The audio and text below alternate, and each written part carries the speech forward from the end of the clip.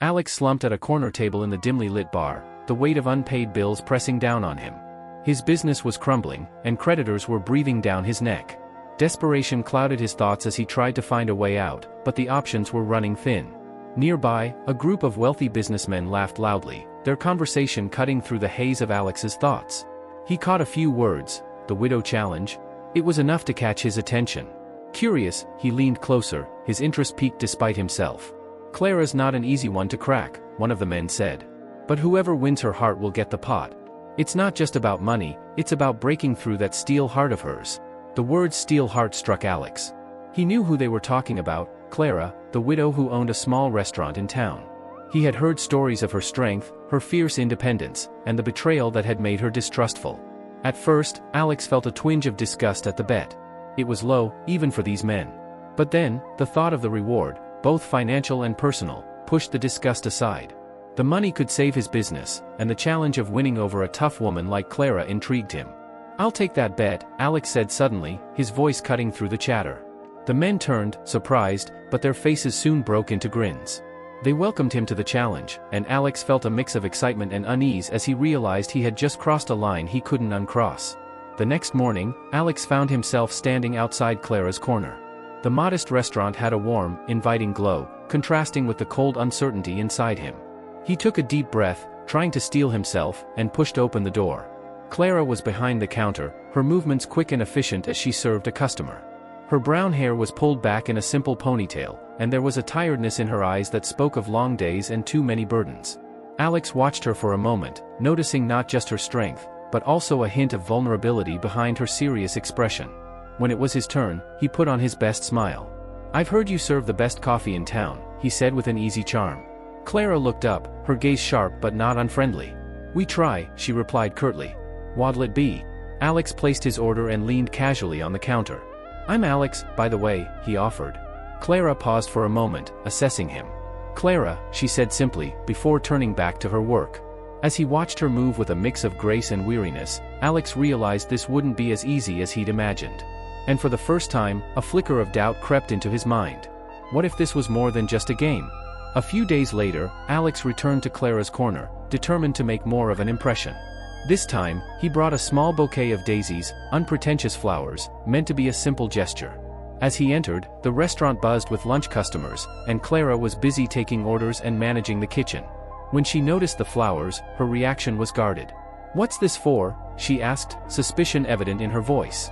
Alex put on his most disarming smile. "Just a small token of appreciation. I thought they might brighten up the place." Clara's eyes narrowed slightly. "Are you always this generous with strangers?" "Only the ones who make a mean cup of coffee," Alex quipped, trying to keep the tone light. He watched as Clara hesitated, then slowly accepted the bouquet. "Thank you," she said, her tone softer but still distant. "But you don't need to bring flowers just to get good service." "No strings attached," Alex replied, though he felt a twinge of guilt. The gesture, initially intended to charm her, now felt oddly sincere. He didn't want to admit it, but Clara's cautious eyes were starting to affect him in ways he hadn't anticipated. As he sat down at his usual table, he observed the restaurant's bustling environment. Regulars greeted Clara by name, and she responded with a mix of warmth and efficiency. Despite her tough exterior, it was clear she cared deeply for the place and its patrons. Alex couldn't help but admire her dedication. During a quiet moment, Clara brought his meal and set it on the table. "So, what brings you here so often?" she asked, her curiosity evident. Alex met her gaze, feeling a flicker of discomfort. "Honestly? I like the atmosphere," he said. "It's different from what I'm used to." Clara studied him for a moment. "You don't seem like the kind of guy who's used to small-town life." "You're not wrong," Alex admitted. "But maybe that's exactly why I'm here. I needed a change." Clara's expression softened slightly, but her walls remained up. "Well, I hope you find what you're looking for," she said, turning back to her work. As she walked away, Alex felt a strange mix of frustration and genuine interest. Clara wasn't an easy target, and he realized that winning her over might require more than just charm. For the first time, the challenge felt less like a bet and more like something personal, something that mattered. Alex's return visits to Clara's corner became more frequent. Each time, he tried to find new ways to engage Clara, but her guarded demeanor made progress slow. One afternoon, while Clara was setting up tables before the dinner rush, Alex noticed her struggling with a stack of heavy chairs. Without thinking twice, he rushed over to help. Got it, he said, lifting the chairs with ease. Clara glanced up, startled but also slightly relieved. Thanks, she muttered, her tone still wary. No problem, Alex replied, setting the chairs in place. You know, you don't have to do everything by yourself. Clara let out a short, humorless laugh. I've learned not to rely on anyone else. The statement caught Alex off guard. It was a glimpse into the painful past she usually kept hidden. That sounds tough, he said, his voice more sincere than he intended. But I think you've built something incredible here, despite everything. Clara paused, as if considering whether to let the conversation continue. It wasn't easy, she admitted quietly, her eyes distant. But this restaurant gave me a purpose after things fell apart. Sensing an opportunity, Alex decided to share a bit of his own struggles. You're not the only one trying to start over, he said. I'm in the middle of my own mess right now, trying to figure out what comes next. Clara looked at him with a hint of curiosity. So, what happened? Bad decisions, mostly, Alex said with a sigh. I'm trying to make better ones now. There was a moment of silence, filled with an unspoken understanding. Clara's expression softened, if only slightly. It's not easy, she said, her voice tinged with empathy. But sometimes, starting over is all we have. Alex nodded, feeling an unexpected connection forming between them. It was small, fragile, but it felt real. And as Clara turned back to her work, Alex felt a mix of hope and guilt. The bet was still looming over him, but his growing feelings were becoming harder to deny. It was a busy Friday evening at Clara's corner, and the restaurant was packed. Clara was juggling multiple tasks when a kitchen accident suddenly disrupted the flow. A pot of boiling water spilled, creating a mess on the floor. Clara's frustration was evident as she tried to handle it on her own. Need some help? Alex called from his usual table. Without waiting for an answer, he grabbed a mop and rushed behind the counter, dodging the staff's surprised looks. Clara glanced at him, a mix of surprise and reluctance in her eyes. You don't have to do this, she said, her voice sharp but tired. I know, Alex replied, mopping the floor efficiently. But I want to. The sincerity in his voice seemed to disarm Clara, if only for a moment. She watched as he worked alongside her, not as a customer trying to win favor, but as someone genuinely willing to lend a hand. When the rush finally slowed, Clara and Alex found a rare quiet moment in the back of the restaurant. They sat at a small, cluttered table, sipping cold coffee. You didn't have to step in like that, Clara said, breaking the silence.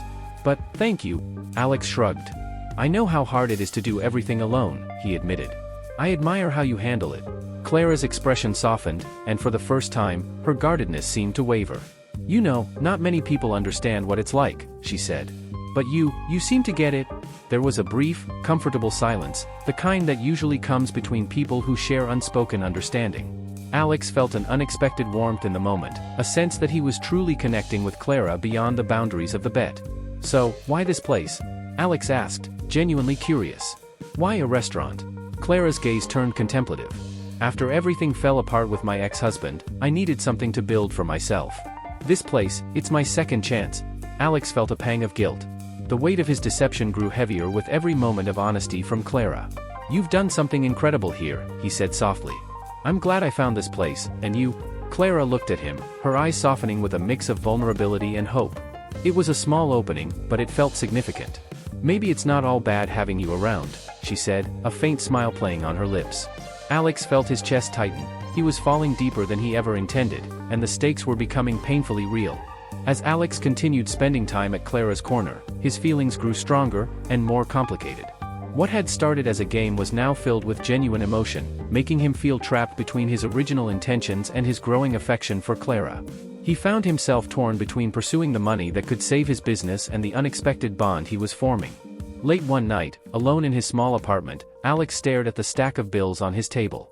The reality of his financial struggles remained brutal, but his thoughts were increasingly consumed by Clara. He had never meant to care, yet here he was, more invested in her than in the reward. He let out a heavy sigh, knowing that his deception was becoming harder to maintain. The next day, Clara seemed more at ease, a subtle shift that didn't go unnoticed by Alex. During a quieter moment at the restaurant, Clara opened up about her past. You know, she said, wiping down a table, I never imagined myself running a place like this. My ex-husband and I, we had a different kind of life planned. Alex listened intently, feeling a mix of empathy and guilt.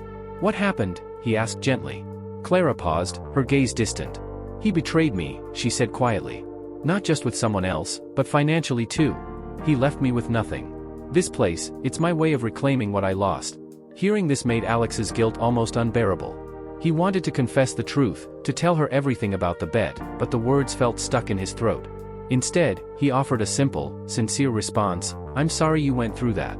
Clara looked at him, her expression softer. "It's okay," she said. "I've learned not to expect much from people anymore. But, you've been different?" Alex's heart sank at her words. Here was a woman learning to trust again, and he was still deceiving her. The next message from his friends about the bet only added to his inner turmoil. "Almost there, right? Don't lose your focus now." The message felt like a slap. The easy banter and camaraderie with his friends now felt hollow, replaced by the weight of what was at stake, Clara's trust. He stared at his phone, feeling a deep sense of shame. He was on the brink of winning the bet, but the cost was becoming unbearably clear. As Clara returned to her work, Alex felt a pit of regret in his chest. He knew that the longer this went on, the more devastating the fallout would be. But how could he back out now, when his feelings were so entangled? One chilly evening, Clara's corner closed early due to a sudden power outage. Clara stood outside, looking frustrated as she locked up. Alex was nearby, having stayed to help. He noticed her shivering slightly in the cold. "Want to take a walk?" he suggested impulsively. Clara hesitated but then nodded. "I suppose I could use a distraction," she said. They strolled down the quiet streets, the only light coming from scattered lampposts. For the first time, the atmosphere between them felt relaxed, almost intimate. Alex glanced sideways at Clara, noticing the small smile on her face, and felt an unexpected warmth spread through him. "You know, I never imagined I'd be doing this," Clara said suddenly, her voice soft. "Opening up to someone again, is that a bad thing?" Alex asked, feeling a mixture of hope and dread. Clara shook her head. "No, just unexpected." Her gaze turned thoughtful, and she slowed her pace. "You make me want to believe again," she admitted quietly. "But it's hard to forget how much it hurt the last time." Alex's chest tightened at her words. The admission was raw, vulnerable, and it made his deception feel even more despicable. He wanted to stop, to confess everything, but he couldn't bring himself to do it. Not now, not when things felt so real between them. Instead, he reached for her hand, gently intertwining his fingers with hers. Clara looked up, her eyes wide with surprise, but she didn't pull away. They continued walking, hand in hand, a sense of closeness settling between them. "I haven't felt this way in a long time," Clara whispered, more to herself than to Alex. It scares me too," Alex admitted, his voice low. But the fear wasn't just about falling in love, it was about the inevitable moment when the truth would come crashing down. As they reached a small park, Clara stopped and turned to face him. "Alex, I need to know, are you really here for me, or is there something else?" Alex felt a surge of panic. The honesty in Clara's eyes was piercing, and he knew he couldn't keep lying for much longer. "I'm here for you," he said, his voice barely steady. It was the truth, but not the whole truth. They stood there, the moment heavy with unspoken words. For Alex, it was a bittersweet intimacy, one that he knew would soon be shattered by the betrayal still lurking in the shadows. The next afternoon, Clara's corner was buzzing with its usual lunch crowd. Clara moved quickly between tables, balancing plates and taking orders, while Alex chatted with some regulars near the counter. Everything seemed normal, until Clara overheard a group of men at a nearby table. It was Alex's old friends, laughing loudly over drinks. "I can't believe he's actually pulling it off," one of them said with a smirk. "Who knew the widow would be this easy?" Clara's heart dropped. Her hands froze mid-motion as the realization set in.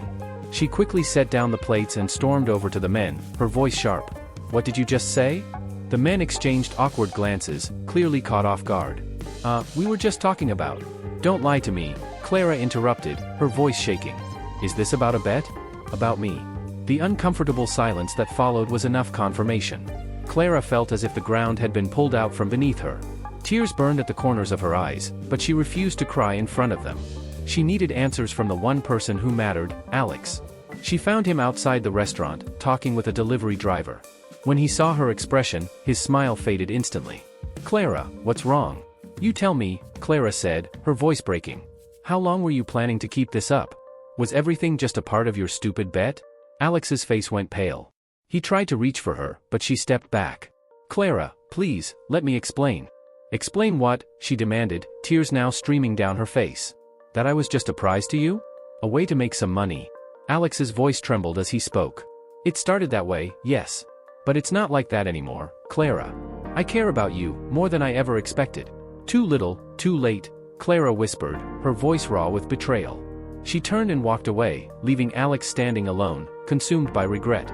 The truth was out, and the pain was unbearable, for both of them. The days that followed were bleak for Alex. Clara had cut off all contact with him, and the reality of his betrayal weighed heavily. His guilt had never felt more crushing, and he knew that mere words wouldn't be enough to win back Clara's trust. He needed to show her he had truly changed. Alex began by returning to the men who had made the bet possible. Meeting them at the same bar where it all started, he slammed the envelope of prize money onto the table. "I don't want it," he said, his voice firm. "Keep your money. I'm done with all of this." The men were taken aback but scoffed dismissively. "You really fell for her, didn't you?" one of them sneered. Alex met their gaze steadily. "Yes, I did. And I'd rather lose the money than lose her." He turned and walked out without another word, feeling a mix of defeat and newfound determination. Alex then focused on finding a meaningful way to apologize to Clara. He decided to host a public event at Clara's corner, with the aim of celebrating her hard work and dedication to the community. It wasn't a grand romantic gesture, it was a sincere effort to recognize her strength and resilience.